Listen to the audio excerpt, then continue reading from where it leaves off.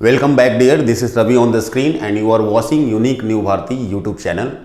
आज हम लोग unique new Bharti YouTube channel पे सेंटेंस के काइंड्स पे चर्चा करेंगे। क्योंकि जब सेंटेंस की विभाजन की बात आती है तो जैसे ही विभाजन की बात होती है, क्लासिफिकेशन की, किसी भी चीज़ों की क्लासिफिकेशन की बात होती है तो किसी भी चीज़ों की क्लासिफिकेशन के लिए मनमाने तौर पे किसी भी चीज़ों का विभाजन नहीं होता है, डिस्ट्रीब्यूशन नहीं होती है, उसकी क्लासिफिकेशन नहीं होती है, उसको पार्टिशनलाइज नहीं करते हैं। किसी भी चीज़ों को बांटने के लिए माय डियर उसका एक ग्राउंड होता है, उसका एक बेस होता है और उस बेस पे ही विभाजित करते हैं। जैसे भारतवर्ष में बहुत लोग हैं, बहुत बड़ी आबादी है। अब इस आबादी को बांटने का एक ग्राउंड है। अब आबादी को, भारतवर्ष को पॉलिटिकली रूप से देखते हैं तो उसको धर्म के आधार पे लोग बांट देते हैं कि हिंदू है, मुस्लिम है, सिख है, ईसाई है। उसी को कास्ट के आधार पे लोग बांट देते हैं, या उसी को फाइनेंस के आधार पे, उसके अर्निंग्स के आधार पे भी बांट सकते हैं, या फिर जेंडर के आधार पे भी बांट सकते हैं, मेल फीमेल। तो बांटने का, उसको क्लासिफाई करने का, उसकी सेपरेशन का, उसको सेपरेट करने का भिन्न भिन्न ग्राउंड हो सकता है। ठीक उसी तरीके से माय डियर सेंटेंस को भी या किसी भी चीजों का अध्ययन जब हम करने जा रहे हैं तो उसके अध्ययन के लिए जब सेपरेशन की, जब क्लासिफिकेशन की, जब उसकी पार्टिशनलाइजेशन की चर्चा होगी तो उसका एक ग्राउंड होगा, उसका एक बेस होगा। उस ग्राउंड या बेस पे ही उसकी पार्टिशनलाइजेशन होगी। आइए आज सेंटेंस के काइंड्स का चर्चा करेंगे। हेडिंग है my dear kinds of sentence based on function. मतलब सेंटेंस का विभाजन फंक्शन के आधार पे कर रहे हैं। फंक्शन का मतलब होता है कार्य, काम के आधार पे, कार्य के आधार पे वाक्यों का विभाजन, वाक्यों के भेद, वाक्यों के प्रकार।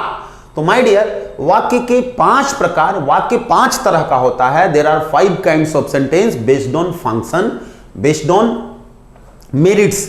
मेरिट्स के आधार पे, फंक्शन के आधार पे, क्वालिटीज के आधार पे सेंटेंस 5 तरीके का होता है। फीलिंग्स के आधार पे सेंटेंस 5 प्रकार का होता है। फर्स्ट जो है माय डियर असर्टिव सेंटेंस, जिसको बोलते हैं कथन सूचक वाक्य। असर्टिव सेंटेंस, कथन सूचक वाक्य। कथन सूचक वाक्य क्या है? तो कथन सूचक जो सेंटेंस है वो क्या है? स्टेटमेंट है। स्टेटमेंट और एक्सप्लेनेशन ऑफ एन ऑरेटर। किसी भी ऑरेटर का, स्पीकर का, वक्ता का जो अभिव्यक्ति है, स्टेटमेंट है या एक्सप्लेनेशन है, किसी भी चीज को एक्सप्लेन किया, बताया, वो उसी को हम लोग क्या बोलते हैं? असर्टिव सेंटेंस बोलते हैं, कथन सूचक वाक्य बोलते हैं। अब कथन सूचक वाक्य, हम कोई भी सेंटेंस देख रहे हैं, कोई भी वाक्य देख रहे हैं अंग्रेजी का, तो डायरेक्ट देखते ही हम यह पहचान जाएं कि ये सेंटेंस हमारा असर्टिव सेंटेंस है। इसके लिए क्या होना चाहिए, हम कैसे पहचान सकते हैं? तो यदि हम किसी वाक्य में देख रहे हैं कि वाक्य की शुरुआत सब्जेक्ट से हो रही है।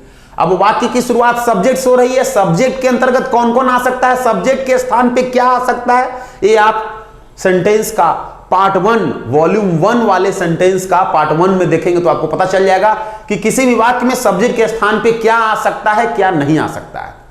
तो माय डियर जैसे ही किसी भी वाक्य में सब्जेक्ट को देखते हैं, उसके बाद हेल्पिंग वर्ब या मेन वर्ब लगा हुआ रहता है, आगे फिर कोई ऑब्जेक्ट रहता है और लास्ट में फुल स्टॉप लगा हुआ है। सेंटेंस के लास्ट में क्या है? फुल स्टॉप लगा हुआ है। तो हम समझ जाएंगे इस तरह का यदि सिचुएशन, इस तरह का यदि फिगर, इस तरह का यदि कंस्ट्रक्शन किसी भी सेंटेंस का होगा तो हम क्लैरिफाई कर देंगे, हम स्पष्ट हो जाएंगे, हम कंफर्म हो जाएंगे कि सेंटेंस हमारा क्या है? असर्टिव है। अब सवाल उठता है क्या कि असर्टिव का भी कोई पार्ट्स होता है, असर्टिव का भी काइंड्स होता है? तो हां, असर्टिव को 2 भाग में विभाजित करते हैं। 2 तरह का असर्टिव होता है, पहला अफर्मेटिव और दूसरा नेगेटिव। कथन सूचक वाक्य है, लेकिन कैसा कथन सूचक? तो स्वीकारात्मक कथन सूचक वाक्य, और दूसरा है नकारात्मक कथन सूचक वाक्य। तो किसी भी वक्ता की वैसी अभिव्यक्ति, वैसी आइडियोलॉजी, वैसा एक्सप्लेनेशन जिसमें किसी भी चीजों का, किसी भावनाओं का, किसी फीलिंग का, किसी एक्सप्लेनेशन को, किसी नरेशन को स्वीकार किया जा रहा है, एक्सेप्टेंस है, तो वो अफर्मेटिव हो गया, स्वीकारात्मक कथन सूचक वाक्य। जिसमें निगेट किया जा रहा है, जिसको स्वीकार नहीं किया जा रहा है, जिसको माना नहीं जा रहा है, जिसमें रिफ्यूजल की भावना हो, जिसमें डिनाइयल की भावना हो, जिसमें नेगेटिव फीलिंग है, उसको नेगेटिव सेंटेंस बोलेंगे, नेगेटिव असर्टिव सेंटेंस बोलेंगे, नकारात्मक कथन सूचक वाक्य बोलेंगे। तो अफर्मेटिव सेंटेंस हो या नेगेटिव सेंटेंस हो, दोनों असर्टिव का ही पार्ट है, 2 बाल बच्चे हैं। दोनों का फिगर यही होगा, दोनों का कंस्ट्रक्शन यही होगा। अब सवाल उठ रहा है कि हम कैसे समझेंगे कि असर्टिव सेंटेंस में जो सेंटेंस आ रहा है वो अफर्मेटिव है कि नेगेटिव है। तो यदि दोनों में से किसी एक को पहचान जाएंगे तो अगला स्वयं अलग हो जाएगा, उससे सेपरेट हो जाएगा। तो नेगेटिव को ही क्लियर कर रहे हैं।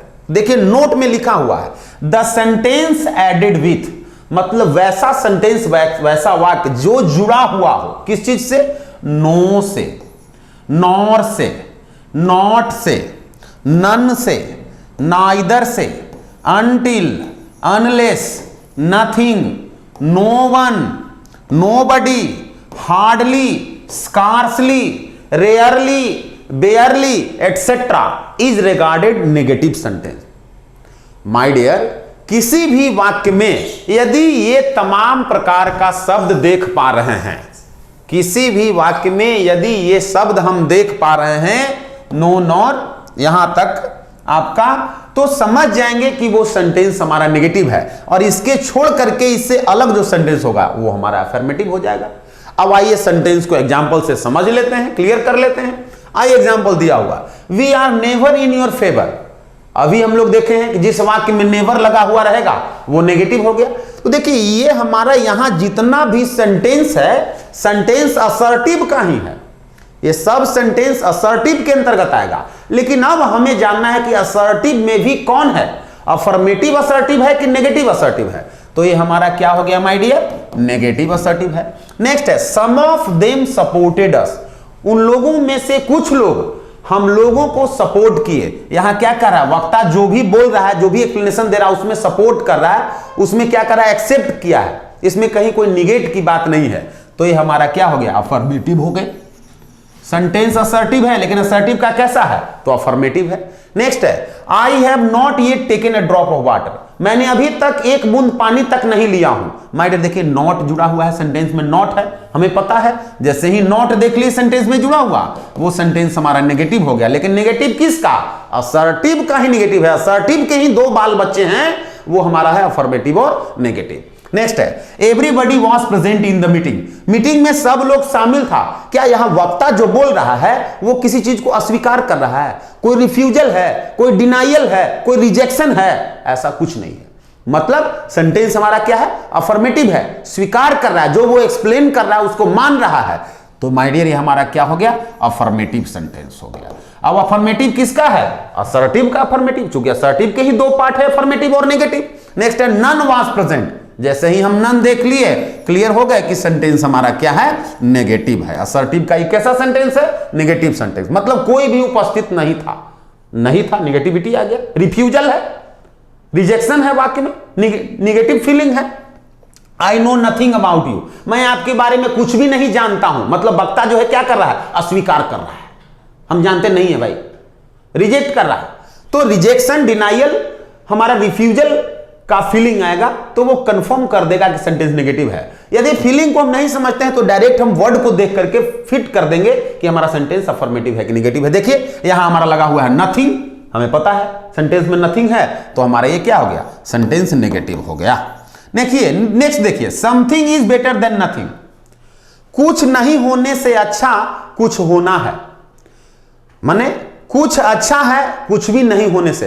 माय डियर देखिए यहां भी हमारा नथिंग शब्द जुड़ा हुआ है, लेकिन यह वाक्य हमारा क्या है, ये सेंटेंस हमारा अफर्मेटिव है। अब कहिएगा कि अभी तो गुरुजी आप बता रहे थे कि जिसमें नथिंग जुड़ा हुआ रहेगा वो नेगेटिव रहेगा, तो इसमें तो नथिंग जुड़ा हुआ है, ये भी नेगेटिव होना चाहिए। परंतु माय डियर देखिए तो इसकी फीलिंग क्या आ रही है, नथिंग है लेकिन ये नेगेटिव फीलिंग नहीं है। यहां भाव इसका रिजेक्शन का नहीं है, यहां स्वीकार कर रहा है, वक्ता कह रहा है कि कुछ भी ना हो उससे अच्छा है कि कुछ हो, मतलब यहां पॉजिटिविटी है। तो ऐसे वाक्यों को क्या बोलेंगे, अफर्मेटिव वाक्य बोलेंगे, अफर्मेटिव सेंटेंस बोलेंगे। आगे है सी हैज हार्डली एनी डॉक्यूमेंट। अब देखिए तो यहां नो, नॉट, नॉर, नथिंग कुछ नहीं लगा हुआ है, लेकिन देखिए यहां क्या लगा हुआ है, हार्डली। हमें पता है कि जैसे ही हार्डली लगा हुआ रहेगा माय डियर, देखिए हार्डली जैसे ही लगा हुआ रहेगा इज रिगार्डेड नेगेटिव सेंटेंस, उस सेंटेंस को नेगेटिव समझेंगे। तो ये सेंटेंस हमारा क्या हो गया, नेगेटिव हो गया। इसका फीलिंग देख लेते हैं, सी हैज हार्डली एनी डॉक्यूमेंट, उसके पास शायद ही कोई डॉक्यूमेंट है, नेगेटिव है मतलब डॉक्यूमेंट नहीं है। अब आइए सेकंड जो हमारा सेंटेंस होता है वो होता है इंट्रोगेटिव सेंटेंस, प्रश्न सूचक वाक्य।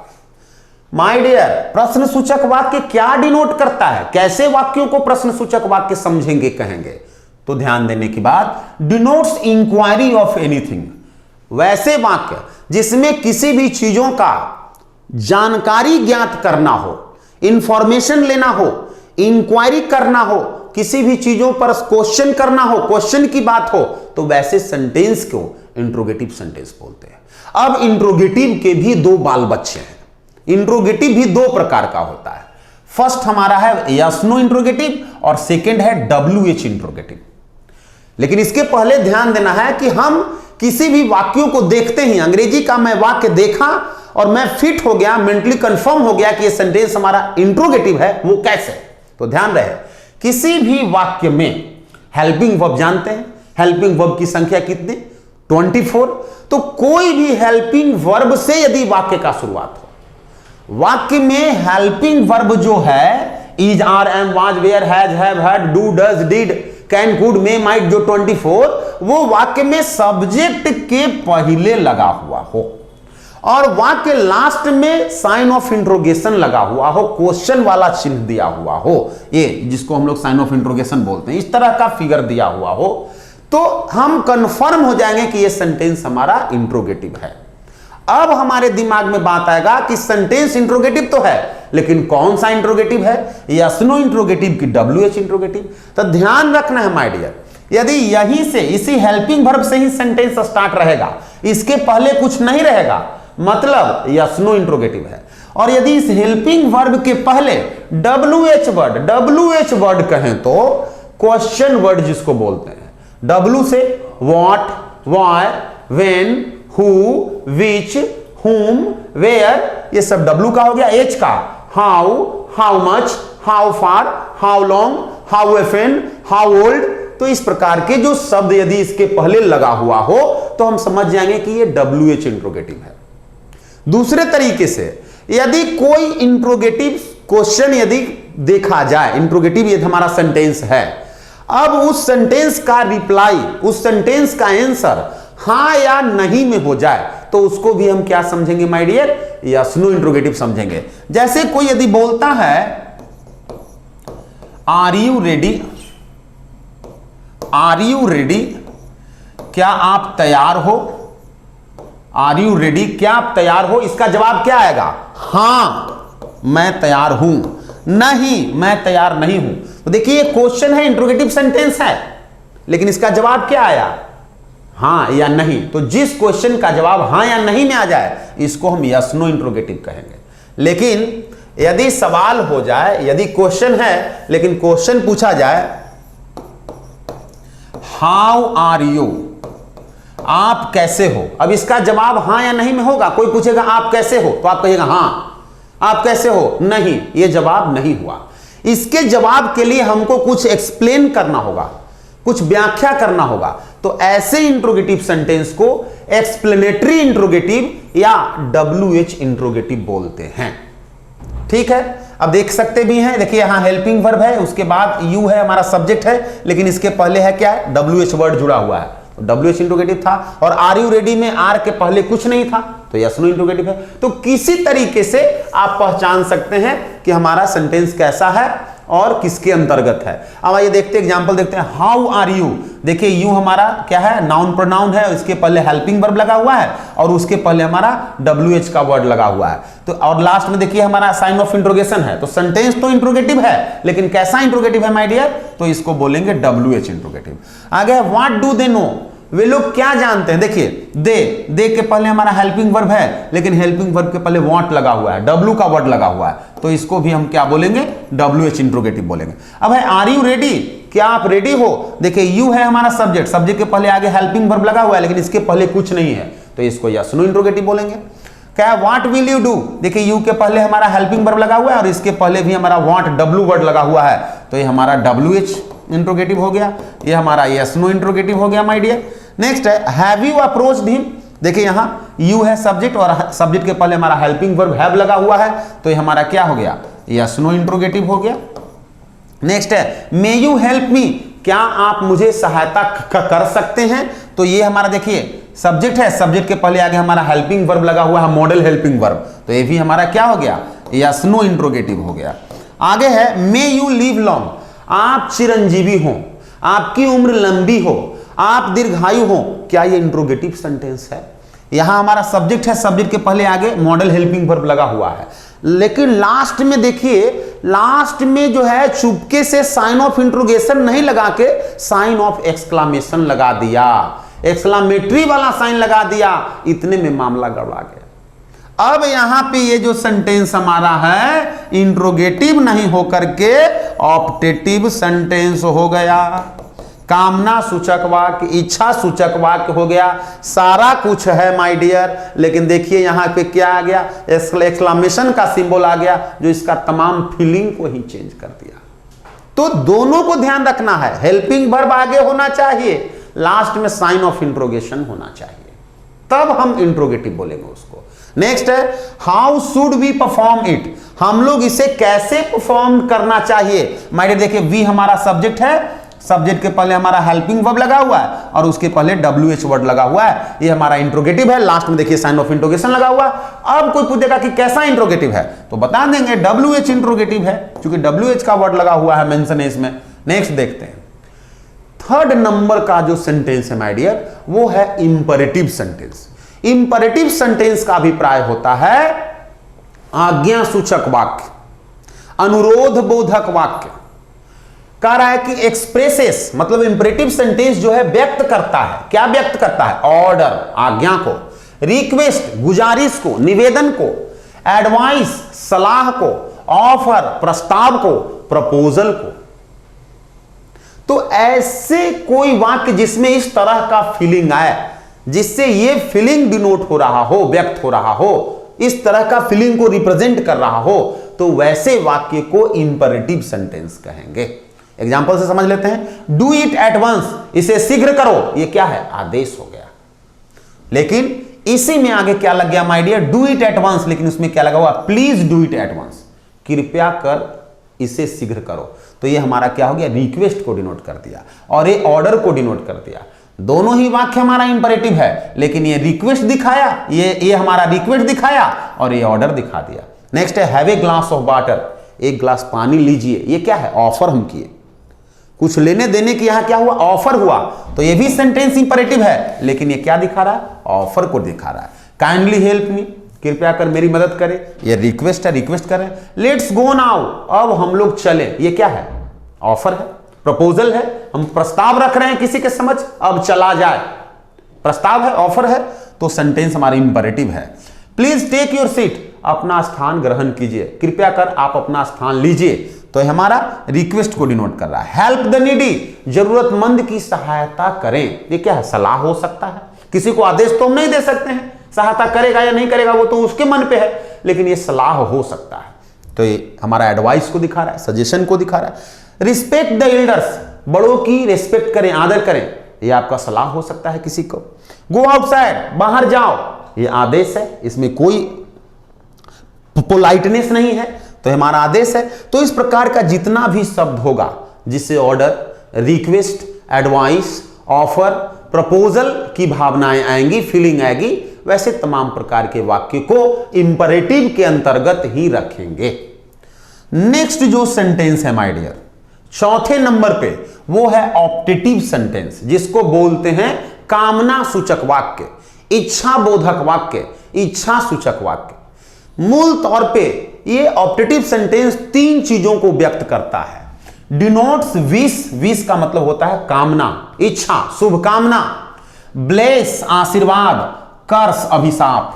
वैसा सेंटेंस जिससे शुभकामना, इच्छा, मनोकामना, ब्लेस आशीर्वाद, कर्स अभिशाप का बोध हो, वैसे सेंटेंस को ऑप्टेटिव सेंटेंस कहते हैं। अब है डायरेक्टली हम सेंटेंस को देख करके कैसे पहचान जाएंगे कि वो सेंटेंस हमारा ऑप्टेटिव है? तो माय डियर, किसी वाक्य में आप लगा हुआ देख रहे हैं I wish, we wish, oh that, would that, I hope, we hope, यहां में से सेंटेंस शुरू हो रहा हो और उसके बाद सब्जेक्ट वर्ब जो भी आगे है और लास्ट में साइन ऑफ एक्सक्लेमेशन लगा हुआ है, तो ऐसे वाक्य को हम समझ जाएंगे कि वो वाक्य हमारा क्या है, तो ऑप्टेटिव सेंटेंस है। जैसे एग्जांपल में समझिए, मे यू लिव लॉन्ग, देखिए तो हमारा सब्जेक्ट है यू और यू के पहले हमारा हेल्पिंग वर्ब है, लेकिन बाद में क्या है हमारा, साइन ऑफ एक्सक्लेमेशन है। सेंटेंस हमारा क्या हो गया, ऑप्टेटिव हो गया। अभी ऑप्टेटिव में क्या डिनोट कर रहा है, विश की ब्लेस या कर्स। आप चिरंजीवी हो, आपकी उम्र लंबी हो, आप दीर्घायु हो, ये हमारा आशीर्वाद हो सकता है, ये हमारी शुभकामना हो सकती है, ये कर्स नहीं है। नेक्स्ट, मे ही डाई सून, भगवान करे वो जल्दी मर जाए, ये क्या है, नेगेटिव फीलिंग है, तो ये हमारा क्या हो गया, कर्स हो गया, कर्स को दिखा रहा है। देखिए मे से शुरू होकर के लास्ट में हमारा साइन ऑफ एक्सक्लेमेशन से सेंटेंस लास्ट कर रहा है। नेक्स्ट है हैव अ हैप्पी जर्नी, आपकी यात्रा मंगलमय हो, यात्रा मंगलमय हो, ये क्या है, शुभकामना है, शुभ आशीष है, तो ऐसे वाक्य को ऑप्टेटिव सेंटेंस बोलेंगे। Wish U A happy birthday, जन्मदिन मुबारक हो, शुभकामना देते हैं, कामना करते हैं। हैप्पी न्यू ईयर, नया साल मुबारक हो।